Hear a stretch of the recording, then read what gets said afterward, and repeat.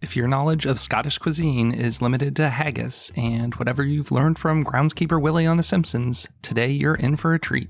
My guest is Gary Maclean, the National Chef of Scotland. Prior to our conversation, I had little knowledge about Scottish food and cooking, which is why I wanted to have Gary on the show.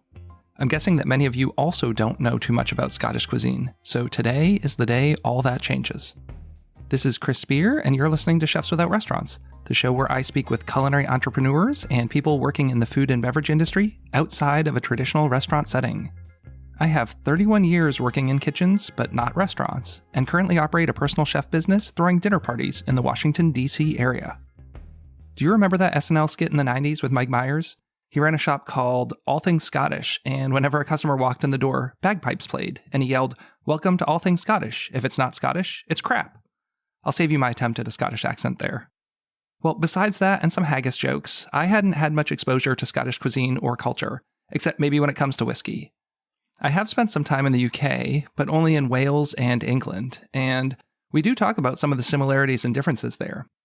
But that's why I was really excited to have Gary on the podcast. He's Scotland's first national chef, a role he was offered after winning Masterchef The Professionals in 2016.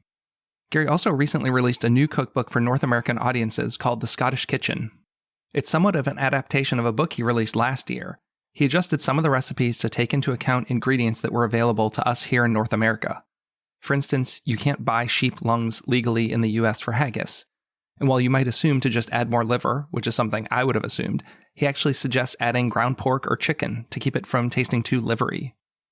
Gary's also a teacher, and we discussed the importance of culinary education and teaching children about food and nutrition from a young age. We also talk about his Masterchef experience and what he considers to be the best culinary products in Scotland. He likes to remind people that Angus beef is a Scottish breed of cattle, of course.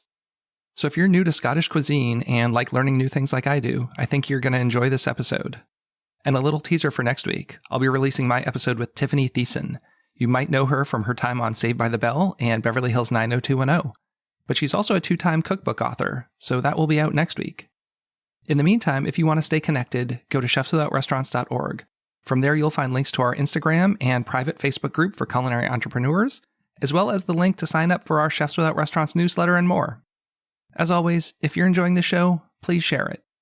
And the show is made possible with the help of our sponsors. Today's episode is brought to you by the United States Personal Chef Association.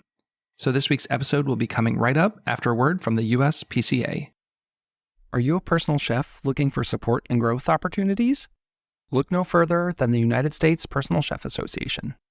With nearly 1,000 members across the U.S. and Canada, USPCA provides liability insurance, certification, lead generation, and more.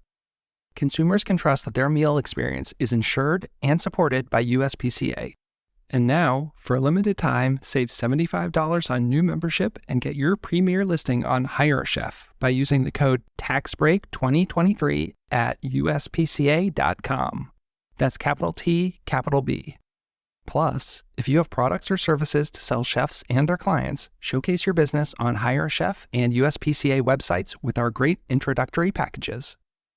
To learn more about membership, advertising, or partnership opportunities, call Angela at 1-800-995-2138, extension 705, or email aprather@uspca.com.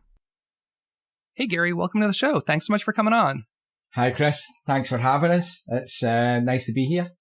Yeah, I'm really looking forward to you today. You know, I selfishly like to have people on the show who can teach me something, and I don't know anything about Scottish cooking or cuisine, really. And I think you're probably the guy to talk to, right? You talk about Scottish cuisine a lot? Yeah, I do. I'm Scotland's national chef, and I also write cookery books based on historical and contemporary Scottish food. So yeah, I know a lot about Scottish food. How do you get to be the national chef of Scotland? I was actually asked by the Scottish government. I did the TV show Masterchef The Professionals. You guys have it there. I think Gordon Ramsay, a fellow Glaswegian, is the main host on your show. I think I've heard of him. We have 3 Masterchef shows in the UK. One is the regular one that you've got. We've got a celebrity one, and we have a professional one. So we have professional chef. that go on Masterchef and compete against each other. So I did that a few years ago and managed to win it. And I had about 15 minutes of fame. And during that time, the Scottish Government asked me if I'd be interested in supporting it and being Scotland's national chef. So what does that mean? I assume your responsibilities are kind of raising awareness of Scottish cuisine. Is that the long and short of it? To be honest, it isn't. That particular part is not in my remit. I was given this kind of big dossier of about 4,000 things that they would like the national chef to do. And I picked 2 things. You know, if I was going to do it and make any impact at all, there was no much point trying to do everything. I thought, I'm going to stick to really what I'm passionate about. And one of them was education and teaching kids to cook.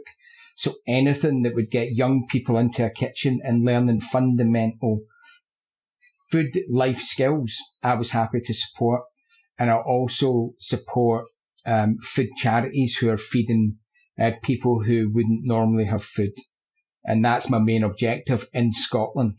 When I travel, I stick my chest out and tell the world what an amazing place and what amazing food Scotland's got. And I support export of Scotland's food and drink. What do you think Scotland does best food-wise? Like, what are the products you really think are top-notch and say we have the best? We, without a doubt, have the best fish and shellfish. Scotland has got more coastline than France and Spain combined. We've got the perfect geography and environment for fish and shellfish, just due to, you know, luck, I suppose, luck and weather and things like that. But we also have the Gulf Stream that comes up from South America right across the Atlantic, and it runs right up the west coast of Scotland. So what that does, it's a constant supply of nutrients and food for our fish and shellfish. And it also raises the temperature of the water by a degree, which again helps boost. So that combined with environment, that combined with our weather and untouched seas, we definitely provide the best fish and shellfish in the world, without a doubt. And I can say that. I'm from New England, and I think of, you know, like we have lobster coming from Maine, but you guys have phenomenal lobster there, don't you? Yeah, I mean, I was doing a dinner last week in New Jersey, and I made a lobster bisque. And honestly, they're not a patch on a Scottish lobster for anything. You know, for weight, for the amount of meat you get in them, for the shell. I just really struggled getting the same flavour from Maine lobsters as I would do from a Scottish lobster. 20 Michelin star restaurants in Tokyo alone have Scottish lobster on the menu. That seems like a secret. Like, I didn't even really know that until I started digging into your book. If you even look at the States, you know, if you Google Scottish lobster menu, you know, New York, you'll find all the restaurants doing it's Scottish fish and shellfish that's on these 3 Michelin star restaurants. I live in Madison Park, for instance, used to have Scottish game and Scottish fish and shellfish on their menus. And now they don't have any meat. They don't have anything. I don't think they've got Scottish carrots. I don't know who does the best carrots in the world. I don't know. Even looking at vegetables and things like that. So Scotland produces seed potatoes, and those seed potatoes are transported all over the world. And fundamentally, if you're eating potatoes anywhere, probably with the exception of Canada and the US, you're eating a Scottish potato or a Scottish potato variety. Look at Angus beef. So Angus beef is a word that's used all over the US. Angus beef is a Scottish breed. So Angus is an area in Scotland where Angus beef comes from, or Angus cows come from. So, and that's the world over. Yeah. I mean, I think that's something in the back of my head. I probably knew at one time, but you just don't think about it on a daily basis here. Yeah. I remind people all the time, especially when I'm in the States. You know, I see, in my opinion, like some similarities to Scottish cuisine with a lot of other, you know, UK, whether it be Wales, England. Like, what are the similarities? What are the differences kind of in the cuisine there? I think you'll find a lot of similarities in Scottish food right across the Northern Hemisphere. I think, you know, when I do demonstrations in New York or New Hampshire or, you know, up in New England, I always get someone in the audience going, oh, my gran used to make that, or my mum used to make something very similar. You know, and you've got to think along that sort of parallel, really. You've got a lot of Scots that did come to America and Canada and bring a lot with them. So if you're looking at immigration going back 400 years, and that's influencing Canadian food, American food, and we're all using the same ingredients as well. That's the other thing, what was available, because all of our classic dishes, no matter where you come from, comes from what was available at the time. What could that particular class of people afford? How did they use up the bits that no one wanted? For instance, things like haggis, which is probably our most famous food. I would never heard of it. So it's a kind of, I think particularly in the States, I think most people get their knowledge of haggis from The Simpsons. Sure. Groundkeeper Willie occasionally mentions it, but there'll be a haggis dish in every culture, because haggis is basically using up the bits that the well-heeled didn't want. So we just turned ours into something that managed to last the sort of length of time that it has. Are you familiar with scrapple? Exactly. Yeah. Everyone talks about scrapple all the time. Yeah. We're in the land of scrapple here, so this is very much a Maryland, Delaware thing. Your cookbook was inspiring because you have so many interesting recipes using haggis, and similarly, if I ever have a cookbook, mine is going to have a whole scrapple chapter, because it's one of those things. We eat it as a breakfast food here, but you don't see it in a lot of dishes, so I'll put it in a dirty rice. A traditional dirty rice would have chicken livers. I use scrapple in there. I do a little fried popper, so to see that you had little haggis poppers there, I thought that was really interesting. Is that...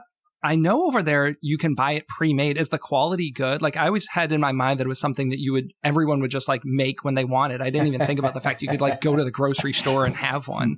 Although it seems like a tremendous amount of trouble to make. To be honest, I have very rarely made haggis from scratch. And when I was writing the recipe for the book, I was writing the book for a North American market. Because in Scotland, even the very best chefs won't make haggis, because haggis is made by butchers. So butchers make haggis, not chefs. Some restaurants will make things like venison haggis when they get in a whole venison and things like that. But the haggis that you buy is the best ever. It really is. It's like making sausage. If I want sausage for dinner tonight, I'm not probably going to make my own sausage. I have the culinary fundamentals, but I'm just going to go to the store or the butcher shop and buy it. Yeah. And again, it's the butcher that's got the skill. And I'm lucky I've got a really good friend who's a butcher. And over the years where I've wanted to learn something or wanted to do competition. So I do a lot of competition work with students, and I'm a culinary coach and all that sort of stuff.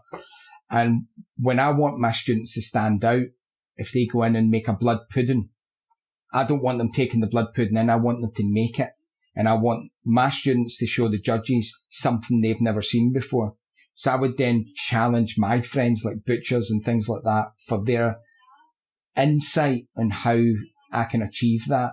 And this is over the course of 20 years where I've learned how to make things like black pudding and things like that, and tatty scones and all these things that ordinary people wouldn't make. Tatty scones is in the book, and it's basically potato and flour, and that's it, a little bit of salt. But we would never make a tatty scone because we can buy them for $1, for £1. We can buy the best tatty scones ever. But to write a book for a North American market that can't access these fundamentals, I had to learn them, which was quite an interesting journey for me. So is this new book kind of I know you had a similar named book come out over there a year ago. Is this that book pretty much reimagined or tweaked a little for North America? Is it essentially the same book? It is essentially the same book. It's got a slightly different name. It's got a different cover. And I have changed some of the names of things. And I changed the haggis recipe because you guys can't use lung. So when I go to America and get haggis, the butchers over there, they don't use lungs. They always put an extra liver, which completely changes it. It's not nice. It just becomes too livery, too gamey. So I've replaced that with, I think there's an option of ground chicken or ground pork. And basically what as you know as a chef, lungs don't actually taste of anything, but they provide they bring things together a wee bit like an egg white, I would think. When it's boiled and minced, it's a filler as opposed to something that's going to flavour. And I was trying to think of something, how would a bit of ground pork in there work to create that fill that doesn't give you that livery taste. But the reality is I've got a Scottish publisher, but the book was written for the American market because I spend a lot of my time in the US and I do demonstrations. And my first book that came out was a cookery course. So I wanted to teach people to cook. So I had everything in there. I had, basic sauces, how to chop an onion, how to break down a chicken, how to make a beef gravy, how to make a curry, how to make a risotto properly, how to make pastry, and all these fundamental skills that you would have learned at school. That's what I wrote. And then I started travelling and going to the States, and I became Scotland's national chef. And I had this book out, and everybody was buying the book thinking it was Scottish. I mean, I had a woman come up to me in New York and said, I totally loved your Scottish tiramisu. It was the best I've ever tasted. And I had to explain to her that it was actually an Italian tiramisu. It wasn't just cooking Scottish. Fundamentals. So it was called Kitchen Essentials, that book. And it was going back to my kind of teaching days and I just wanted to get a really good cookery course for folk who probably wouldn't cook much. So I felt I owed North America a book that was Scottish. So I wrote the book through lockdown. I bought every Scottish cookbook I could find, and I wasn't overly impressed with what I saw. And there was none that were really written for a modern kitchen. There was none that were written for the way we buy and shop. A lot of the stuff I used in the book, a lot of recipes made the book because I could buy the ingredients from Amazon. Things like blood pudding. I could buy the skins. I could buy dried blood. I could buy the little gun that pushes the mix into the skins. And, sitting in front of my computer in this very room, writing those books and logging into my Amazon account to see if someone could buy the ingredients that we need, it changed everything. And another thing I wanted to do was, as an educator, I write as I teach. So I put loads of detail in. I put in loads of things that, I put in a little story about how I used to do it and it never worked very well. And this is how I do it now. And this is what I've learned. And it's a kind of journey. But every recipe's got a picture as well, which I think is important. And it's for a modern kitchen. So that was the sort of driving force. But again, it was very much, I was writing it for my pals in the US and Canada. Well, I appreciate that. Because, as a chef, I love to learn new recipes. I love to be inspired. I buy a lot of international cookbooks, but so often I will buy a book, let's say a Spanish cookbook, and then I look at it, I'm like, oh, that's interesting. Literally half the ingredients I can't get here. So at that point, it's just inspiration, or I'm having to, figure out a way to retrofit it with what I have. So to have a book where you said, oh yeah, I would have put more liver in, like with the haggis. Yeah. If I didn't know, I would just look and say, oh, I can't get lungs, just put more liver in. So to have someone who's actually said like, no, don't do that. Here's what you're going to do instead. But again, it was really, really pleasing for me that an American or Canadian publisher, Penguin, got a hold of the book and thought this is perfect for North America. And when I went on, I had a couple of publishers who wanted to take it on, one in the US, one in Canada. And I was just so chuffed that they saw what the book was all about and what the market for that book was, So, but I think within the book as well, there's loads of beautiful photography of Scotland. And again, it was one of my main sort of pitch ideas that we should be using the glorious landscapes of Scotland to share with the book, because I think it goes hand in hand. Food and landscape make that whole book. It's absolutely beautiful. It makes me want to move there. You clearly enjoy teaching. Where did that come from? Because a lot of chefs in the kitchen, they mentor and they teach, but I do think that, I don't want to say it's either something you have or you don't, but not every person who's a chef is necessarily a good teacher. So where does that part come from? Because you really seem invested in wanting to teach. You talk about working with young children and just educating people like me and my audience. Where's that come from? Yeah, I mean, my day job's in education. So I'm executive chef at the City of Glasgow College, and I've been at that college since 1988. So I was a student at that college. And when I was at college, there was no full time. No one went full time. Everyone was linked to their job. So I was part time. I used to do 2 nights a week, twilight classes, and I did that for 8 years. I graduated, and then a year later, I was asked to come back and cover a class. So there was a lecturer who had to go to the dentist or whatever he had to do, and I was asked, would I come in and cover this class on this particular Wednesday? So it was one of the proudest moments in my life that I was asked to teach. So I went in, and I loved it, absolutely loved it. And I actually covered that class for 13 years. So I did every single Wednesday for 13 years at college. That's a long fill-in period there. I know. And I had loads of big, massive jobs. I was running some of the biggest food companies in Scotland. And I used to go for interviews for a next job or anything like that. And they would, they'd about to say, have you any questions? And I say, I don't have any questions, but I need to let you know that I need every Wednesday off. So I used to take every Wednesday off from my job and work the weekend so that I could teach. And then in 2010, I did the reverse. I went full-time college and part-time industry. And I've really been there ever since. It's been a massive, massive part of my career has been teaching and working in education. And I think I'll be doing it till I retire. I have a lot of people who I know listen to the show who are on the younger end. Maybe they're just starting their culinary career. So what would you say to someone who is maybe, 18, just out of high school or early 20s and wants to maybe pursue a career in cooking? Do you have any advice, whether it be where to start or just anything you have? I think the first thing to do is get in touch with your local college, getting qualified, particularly in the US and Canada. It's vital, I think, because it's very difficult to move up that career ladder without the paperwork. And when you're younger, you don't appreciate that you need it. But if you can go to college, you should go to college, definitely. The other thing is you have to work in good places. So pick up a guidebook and find the best restaurant local to you and ask for a job. And the other thing is make sure you work for nice people. You've got to wake up in the morning and actually want to get out your bed and go work in that place. Because if you're in a job that you don't like or the people are horrible, find another one, because there's plenty of great kitchens out there with nice people who will look after you. You've been in the industry long enough that I'm sure you've seen a little shift in that, right? The kitchens were not always the nicest, and they're not always still the nicest places to work. I think there's a massive change, particularly since COVID. I think the hours have gone down, the money has gone up.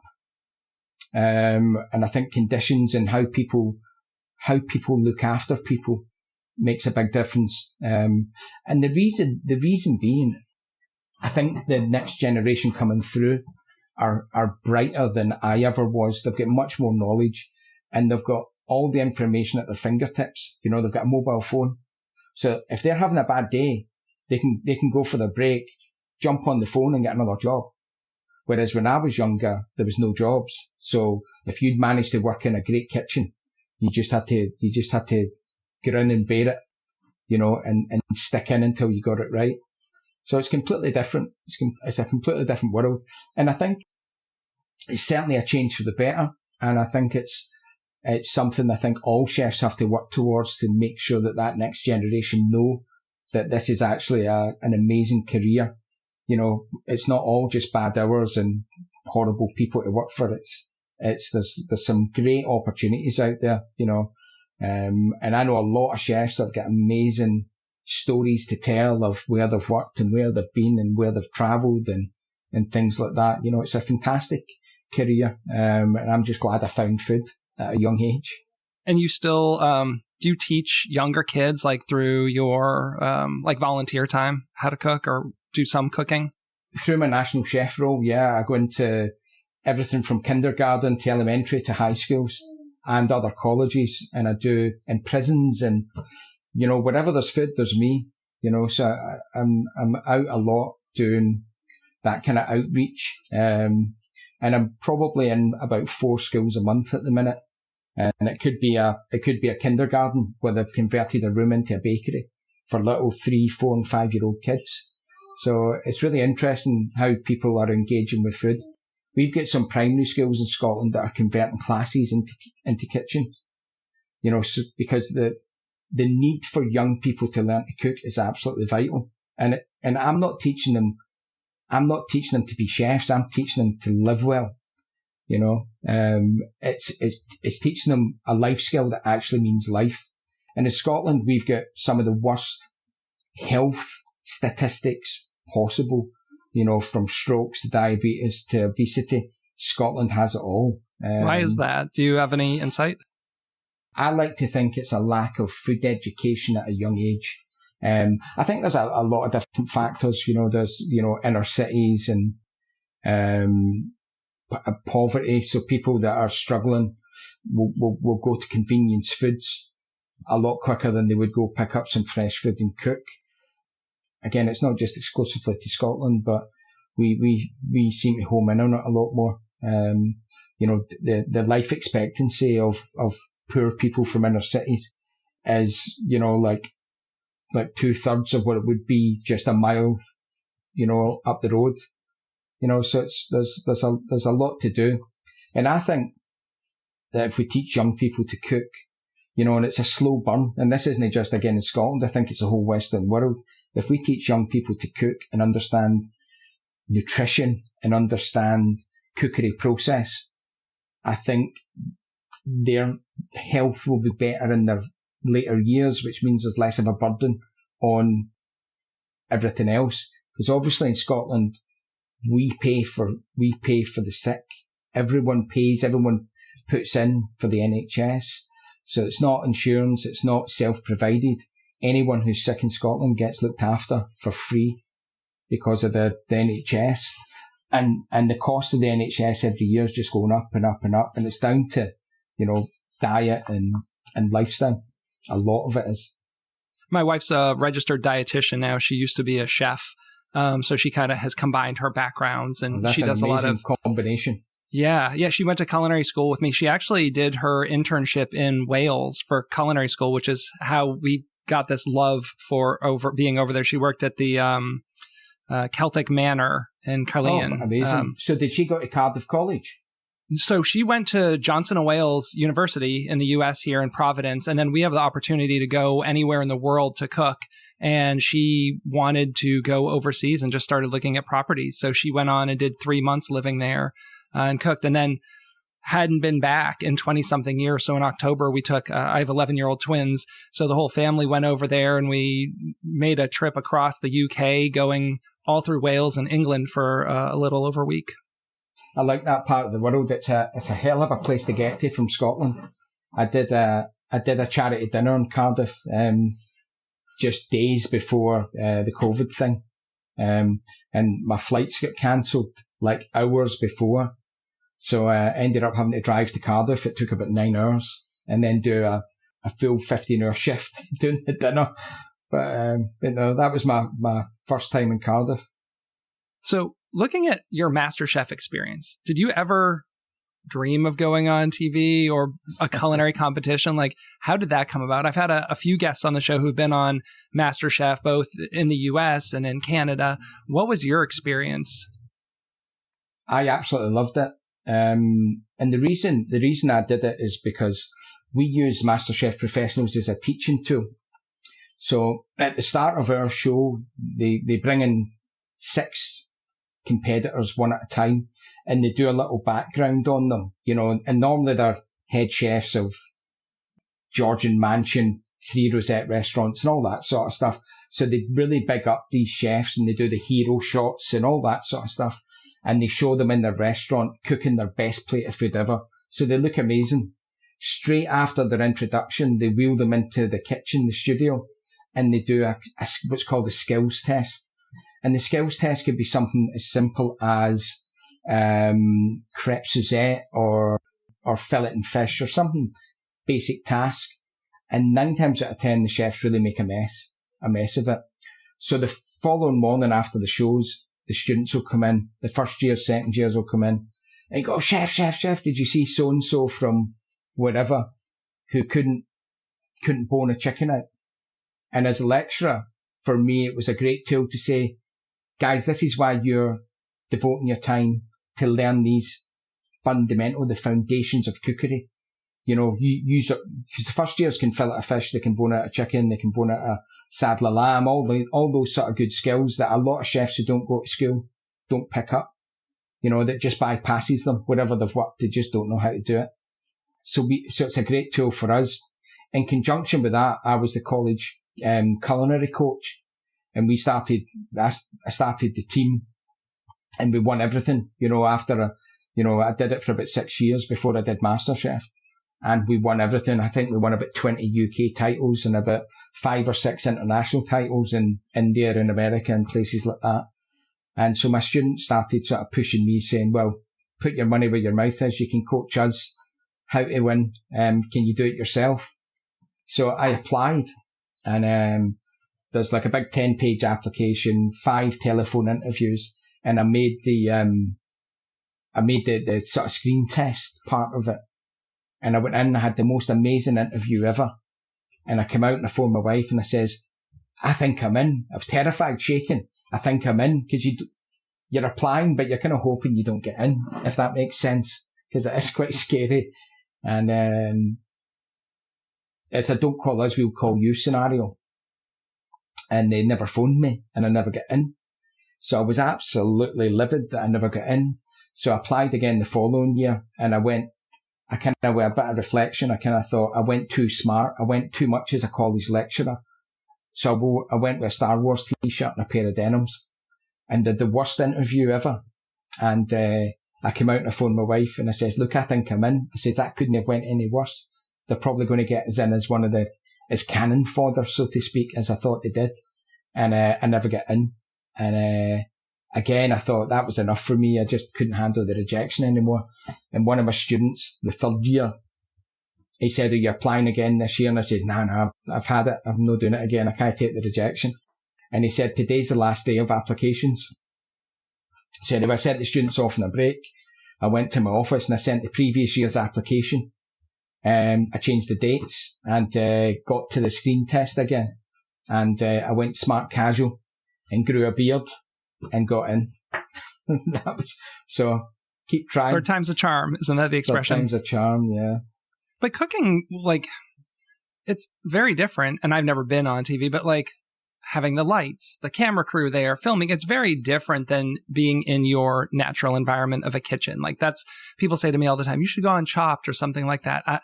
I don't think I could deal with the pressure, the anxiety of that, having them in my face, having this very unnatural type of environment. Just, I think it's not for everyone. So yeah. I can understand obviously being nervous and, you know, maybe not butchering a chicken so well or filleting a fish there. It's got to be tough.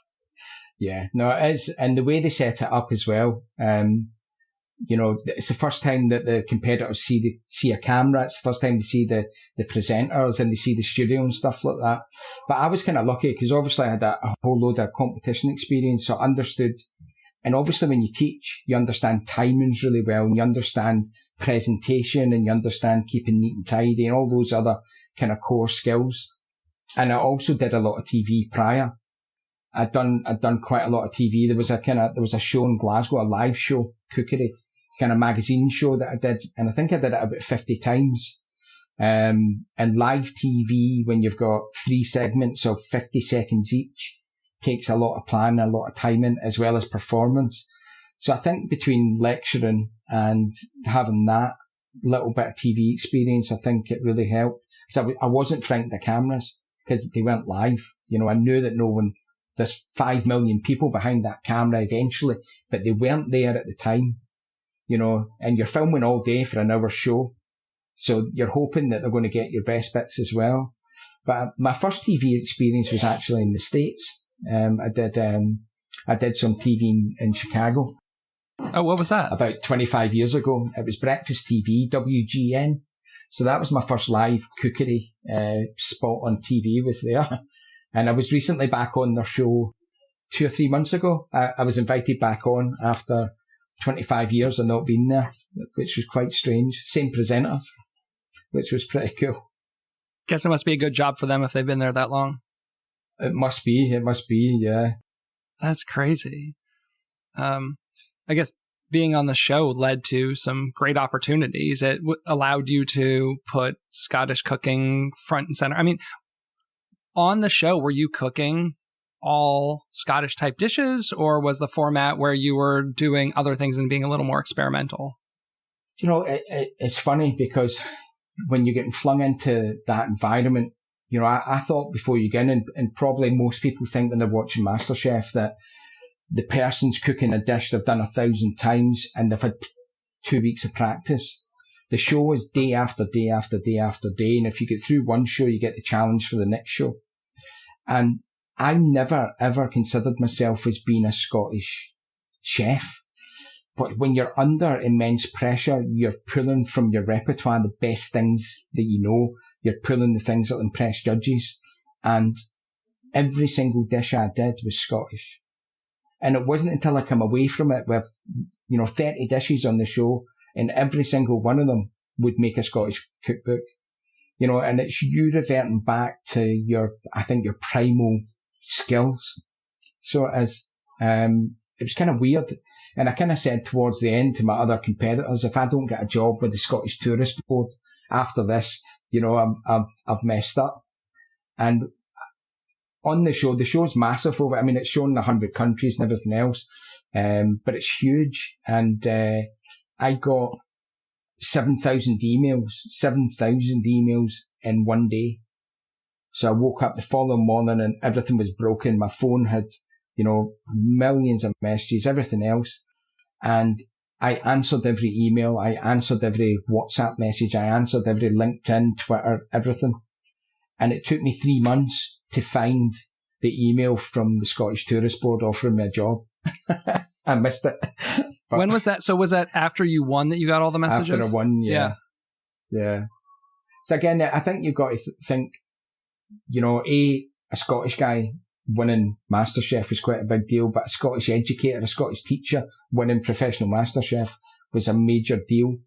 And obviously when, we've got X Factor and, Britain's Got Talent and stuff like that. These guys got America's Got Talent. If there's ever any Scottish folk on these types of shows, the whole country gets behind them.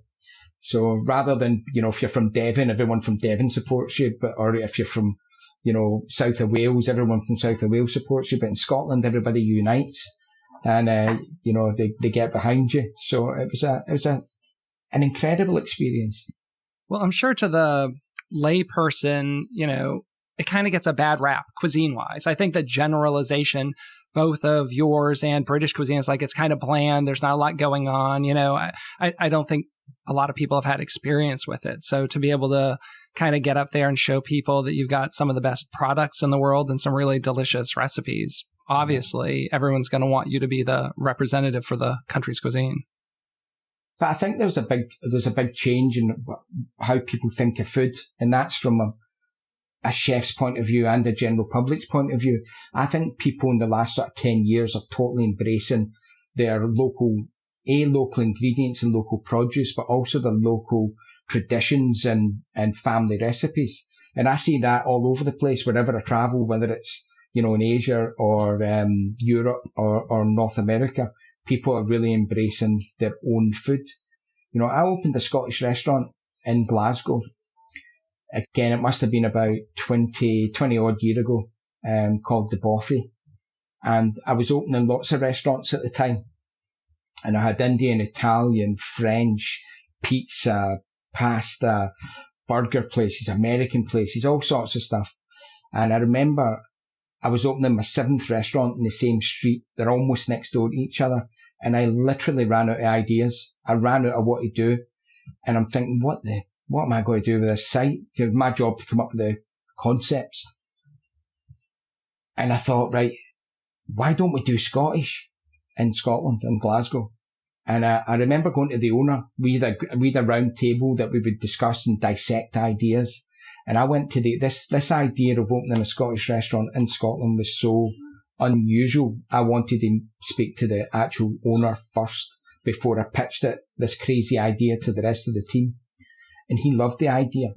And I remember the press and the coverage the restaurant got because we opened a Scottish restaurant in Glasgow. It was kind of revolutionary. Even 20 odd years ago, it was quite revolutionary, opening a Scottish restaurant in Glasgow. And it sounds bizarre now. And now in Glasgow, most restaurants will open with Scottish element, whether it's an Indian or Indonesian or French or whatever that concept is. Their core will be Scotland, their core will be Scottish ingredients. And it's a massive change. And I think it's a good change. What cuisines do you love? What are some of your favorite beside traditional Scottish food? Like, what do you enjoy? I think at home, obviously I've got 5 kids and they're all very different. They're all got very different tastes and things like that. Asian food's good. Indian. I go to India quite a lot, so I do like Indian food. In Scotland, people really like Indian food. I suppose you've travelled in England as well. There's a lot of Indian restaurants. Absolutely. A lot of very good Indian restaurants. I quite like everything. I do like getting to the east coast of the States. I do like those, in Maryland, I do like those seafood shacks, where it's, Old Bay seasoning and stuff like that. I do Old like Bay. all that. Everyone's got Old Bay. I have friends with Old Bay tattoos. It's a way of life out here. I've got Old Bay in my restaurant in Edinburgh. I've got an Old Bay dish, and no one knows what it is. I like the smell it gives off. It's a seafood restaurant, so I'm trying to emulate those restaurants I've been in Maryland. And with your recipes in your books, how do you balance tradition with kind of innovation or contemporary ideas? Like, it's a fine balance, right? Majority of it's traditional, written in a contemporary way. I would say that would probably be the vast majority of those dishes are definitely traditional. So if you hand that book to an expat Scottish person in the States, they would flick through it and recognise pretty much everything that's in there. Well, good. I'm going to have to practice some of those recipes. I have a person who's contacted me 2 years in a row to do a Burns night dinner. And I'm like, I don't know anything about any of this. You have got the wrong guy here. I've not attempted it. So maybe I take the book, I practice some things, and this year I say, hey, you know what? Why don't you give me a shot? I'm going to take a stab at this. I think what you'll find in the book as well, that each dish has got a story. And a lot of those dishes in that book I've actually served at Burns suppers and St. Andrew's nights in the US and Canada. So there's a lot of dishes there. So, it's a one-stop shop for the perfect Burns supper. What is one message or hope you have that every reader of your books or listener of this podcast takes away? If there's something you really want to drive home about Scottish cooking, what would that be? I think the big thing when I write is I'm trying to make it a user-friendly book. So I want to see that book not on a shelf or on a coffee table somewhere. It needs to be in the kitchen getting covered in gunk. It needs to be getting used. And don't be frightened to try something new. And the other thing, don't want to sound like a boring old teacher, but no matter what the book is, whatever the recipe is, read the whole recipe first before attempting it, so you know where it's going, where the direction is, and you can plan ahead a wee bit. I think that would be my advice. But just get. I've made those mistakes in my early days. Like, you just look and you start the recipe and don't realize that it's like a 3-day something. Like, something's got to chill, marination, right? And yeah.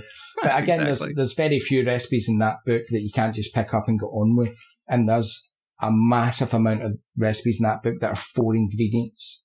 Because traditionally, when we, all our ancestors, they didn't cook for fun. They cooked because they needed to live, and they didn't have the same choices we have with food.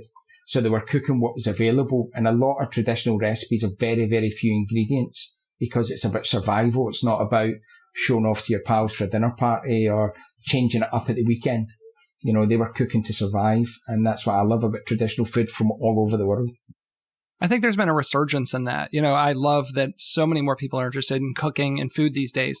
But when I think of the past decade and a half of all the cookbooks I've gotten and all the restaurants and things, I'll buy these cookbooks and you look at these recipes and there's like 80 ingredients and all these specialty things. And I think, oh, this is interesting as a coffee table book, but I'm not going to pull it out on a Tuesday night. I mean, I work, I have kids. I want good, solid food that I can put on the table quickly. I think it's good if you're a chef and you pick up one of those books and you're learning something and you're taking, one of my favourite books, going back to I Live in Madison Park, their book's stunning. And some of the, their food is, on the surface, like all good food, looks really simple. And then there's 4 pages of recipes. But if I can pick 3 things from the 20 things that they're putting on that plate and learn something, it's worthwhile for me, particularly when I do dinners or dinner parties or looking for new ideas for restaurants and things like that. It's certainly worthwhile. But I write for the home cook, and I never ever forget that it's a home cook that's going to have to find those ingredients and go shopping. I remember my first book, and when you write your first book, you've got 1,000 ideas because you've already got 1,000 recipes because you've got your whole lifetime of ideas. In that particular book, I kind of wrote what I liked. And I remember, I wrote the book, and then I went to do the photography, which means that meant I had to go buy the food. And I'm looking at a recipe and I'm looking at the ingredients and I'm going, I can't be bothered buying all that. What am I going to do with the ingredients? What am I going to do with this? What am I going to do with that? And I just didn't put it in the book. And I just picked something different that was simpler and much more user friendly. It's got to be user friendly. And the price of food just now as well. I mean, I was quite shocked last week when I was buying food in New Jersey. It's expensive. It's a lot. It's went up a lot in the last 3 years since I've been back there. Oh yeah, I was just talking about this the other day on my social media. Beef short ribs, I think, are up 23% in cost since like January. It was something like, it was like $9.99 a pound, and then it hit like $11.99 a pound, and now it's like $14.99, and that's from January. And that's just like one item. To have a 23%, food cost increase is crazy. And we're seeing that scaled out across the board, not just with food, but with, so much more than that. Yeah. I mean, I bought a cucumber that was $3. Must be a really good cucumber. It wasn't. It actually wasn't. I mean, in Scotland, we'll probably pay about 75 pence for a cucumber. $3. Little tiny packet of herbs, $3. It was crazy. So again, I'm very conscious of that because I've got a family of 5. So feed our 5 kids. I know it's not easy. It's not easy feeding everyone and having the time to do so. But that's what that book's all about. I mean, the book is definitely Scottish, but the core of that book is about family cooking. Well, I think that's a great point that you went to photograph the dishes, and it wasn't really until you got to that point and said, I've got to get all this stuff. I've had to look at the same thing with my personal chef business because my menu changes literally every day because I cook for different people. And I tried to be fancy. And this salad has pecans, and this salad has walnuts, and this salad has cashews. And then spread out over a course of a week, I was buying like hundreds of things for all these dinners. And it's like, no, I need to streamline this. So the menu says nuts on this salad, right? And we're just going to go with what do I have on hand this week? What's so I'm not buying. To streamline the pantry because having all that stuff is just not realistic. So, and again, at the beginning of the book, I've got a little note to say, just chill out, So if the recipe says a pound of ground beef and you've got 1.5 pounds, don't separate the half. Just get the whole lot in. It won't make a difference. Leftovers for lunch tomorrow. When cooking. Yeah, you end up with something for lunch, and it won't make a massive difference to the recipe. The only exception to that is, as you know, is when you're doing anything with flour and butter and sugar. You can't just throw an extra quarter cup of flour in and make a pastry expect it to come out, right? It's a kind of formula that needs to be followed. So other than that, everything else you can subtract or add ingredients that you like or don't like. Definitely. Do you have any final words or anything you want to share with our listeners before we get out of here today? No, it's just good fun. Hopefully, I'm in the States a lot doing events, so look me up, give me a shout. My next event is in New Hampshire at the Loon Mountain, at the New Hampshire Highland Games up in Lincoln, New Hampshire. So hopefully see you then. And then I'm back in November doing the Wallace Awards on Fifth Avenue for the American Scottish Foundation. So if you manage to get to that, it'd be good to see you. And I might be doing some book signings and things as well in between. Very cool. Well, as always, I put everything in the show notes so people will be able to find you. They'll be able to check out some of your videos. Definitely pick up the cookbook. So I appreciate having you on the show today. It was really great talking to you. Chris. Lovely talking to you. Thank you. And as always, to our listeners, this has been Chris with the Chefs Without Restaurants podcast. Thanks so much and have a great week. You're still here? The podcast's over. If you are indeed still here, thanks for taking the time to listen to the show. I'd love to direct you to one place, and that's chefswithoutrestaurants.org. From there, you'll be able to join our email newsletter, get connected in our free Facebook group, and join our personal chef, catering, and food truck database so I can help get you more job leads. And you'll also find a link to our sponsor page, where you'll find products and services I love. You pay nothing additional to use these links, but I may get a small commission, which helps keep the Chefs Without Restaurants podcast and organization running. You might even get a discount for using some of these links. As always, you can reach out to me on Instagram at Chefs Without Restaurants or send me an email at chefswithoutrestaurants@gmail.com. Thanks so much.